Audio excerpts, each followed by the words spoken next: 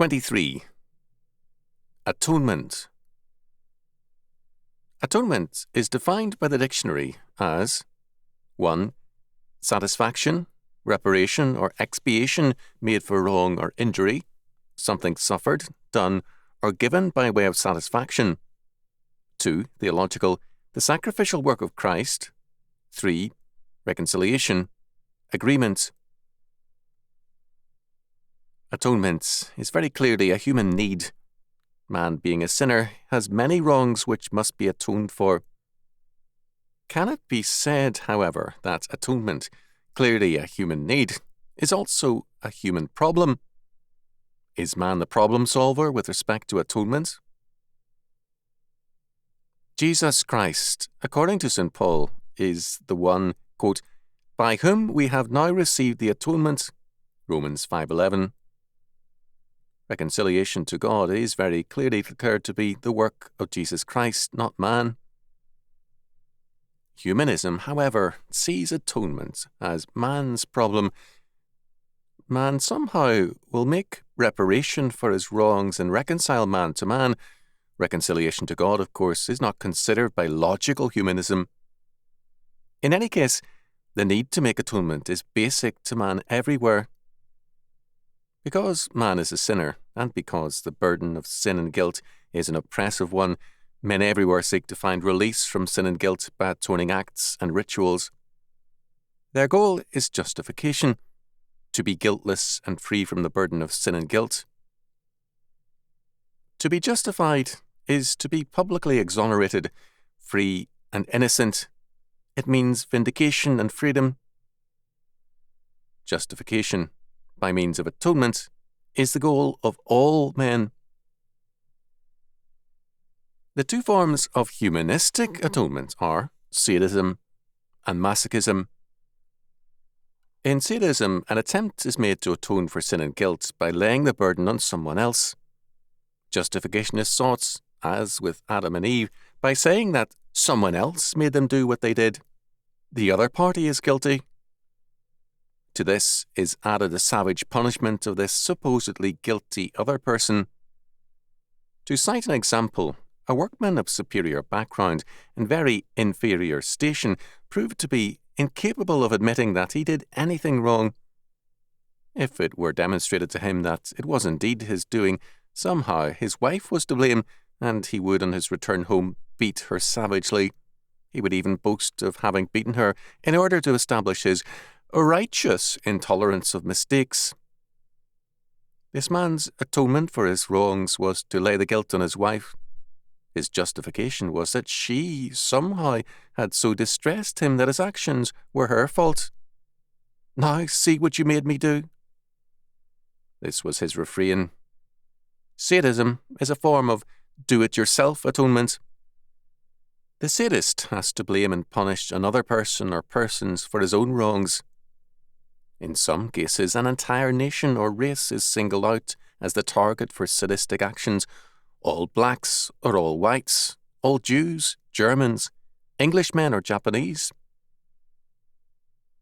Mental health usually improves during war years if the war is a popular war, and suicides decline because a sadistic hatred of the enemy gratifies the destructive sense of unatoned sin and guilt in men. The enemy is made the incarnation of evil, and the world's sin and guilt are laid on the enemy. Adolf Hitler, 1889 to 1945, clearly an ungodly man, served such a purpose, and a realistic appraisal of an essentially modern, relativistic politician has become next to impossible because his role has been that of a scapegoat for modern man. The other form of humanistic atonement is masochism or self-punishment. Masochism is by no means absent in the sadist. The wife-beating workman was viciously sadistic, but his masochism was also present in his every action. Often, his wife-beating was deliberately public in order to bring punishment on himself. If it were not possible to make it public, he made sure that the ugliest details became known so that he would suffer public disapproval. The masochist wants punishment in order that he may, in effect, pay the price of his sin. According to his accounting system, sins have their price. When that price is paid, a man has both freedom to commit the sin and to be absolved of sin and guilt. When a man knows in his heart that he has sinned, he feels guilty and wants rid of that guilt. As a result, he will so act as to invite punishment. Thus, a man who had been committing adultery with his wife's best friend felt doubly guilty for that reason. His conscience troubled him that he had not only committed adultery, but fouled a friendship. As a result, he sought masochistic atonement. He began to do things certain to make his wife angry. He precipitated one stormy scene after another over trifles and ended each by asking forgiveness for these trifles. He was also provoking her into overreacting so that he could feel that he had more than paid for past sins and had some credit left for future ones. But self-atonement is an impossibility. Sinful man cannot justify himself before God, nor can he make atonement for sin when his actions, like his heart, mind, and being, are governed by sin. Man's acts of self-atonement and self-justification are themselves sins. There are two aspects to atonement.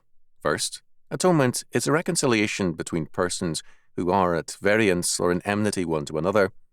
Second, it is an act of sacrifice or expiation of the sin and guilt which makes a reconciliation possible. Expiation is an act which renders satisfaction for an offence and removes thereby the guilt and punishment. Man is not capable of fulfilling either aspect of atonement with respect to God because he is a sinner. His every act reflects his nature and only aggravates his offence. When he attempts to make atonement, he is either sadistic or masochistic, and, in any case, sinful. According to all of Scripture, efficacious atonement is the sovereign act of God through Jesus Christ.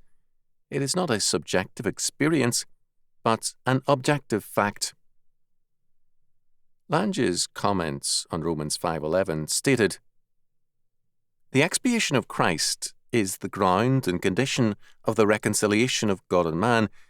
Bengel says on Romans 3:24, "Propitiation takes away the offence against God. Reconciliation has two sides. It removes A. God's indignation against us, 2 Corinthians 5:19, B. Our alienation from God, 2 Corinthians 5:20. Reconciliation changes man's position from enmity to peace and from guilt to grace. Our enmity with God made us at war with ourselves, with other men, and with the world itself, since it is God's handiwork, so that we were, towards all things, would-be destroyers. Because of Christ's atoning work, we have peace with God, we stand justified, and we rejoice in those experiences which further our sanctification and which bring us closer to our destiny in Christ. Calvin, writing on Romans 5:11, declared of St. Paul, "Nor is it in vain that he so often mentions reconciliation. It is, first, that we may be taught to fix our eyes on the death of Christ whenever we speak of salvation, and, secondly, that we may know that our trust must be fixed on nothing else but on the expiation made for our sins." End quote. God's atonement takes away the self-absorption of humanistic atonement. Guilt leads to an intensive and unhealthy introspection and self-absorption. The pressing problem of the guilty is how to work off the burden of sin and guilt. Whatever activity they embark upon, whether it be religious, political, educational, or charitable, assumes a sadomasochistic orientation. It becomes an aspect of self-atonement. Much of human activity has this characteristic. Guilty men will seek a mantle of self-righteousness by means of charitable acts or by passing socialistic legislation to, quote-unquote, improve mankind and its lot. These self-righteous acts can assume a politically conservative form. Charitable foundations oftentimes have such an origin, or a politically radical form, such as socialistic measures and policies. In either case, the self-righteousness involved is a form of atonement. It is also masochistic. A wealthy man who hates the poor as failures and refuses to pay his employees except the barest minimum will sometimes establish a major foundation to minister to these people. A politician who feels guilty for hating minority groups will work doubly hard to atone for his feelings by offering them far-reaching goals at the taxpayer's expense. In either case, human action is geared to human guilt primarily, not to God's law, and only secondarily to human need. When social action becomes an aspect of atonement, it is first of all egocentric action. The reverse is true where God's atonement governs. As St. Paul declared, quote, "For as by one man's disobedience many were made sinners, so by the obedience of one shall many be made righteous." Romans 5:19. Adam's disobedience made all those created in Adam's image and born of Adam to be sinners or lawbreakers. Christ's obedience makes all those born again in his image to be righteous or lawkeepers. The atonement is for them the glorious starting point, whereas for the humanist, it is the terminal point. From the fact of atonement, the redeemed go on to apply God's law word to every area of life and to reorder all things in terms of Christ. For all men, atonement is a need. Because the humanist sees it as a problem to be solved, his course is a lifelong absorption with his guilty burden. Not surprisingly, a humanistic age has seen a superabundance of psychiatrists and psychoanalysts, all feeding on this burden and intensifying it by their failure.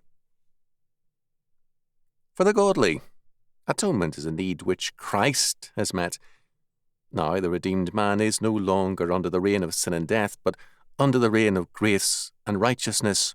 Romans 5:21. It is impossible, therefore, to speak of a psychology of man common to the regenerate and unregenerate. A different motive force governs both by virtue of their relationship to Christ. To assume a common psychology is to deny the fact of the atonement.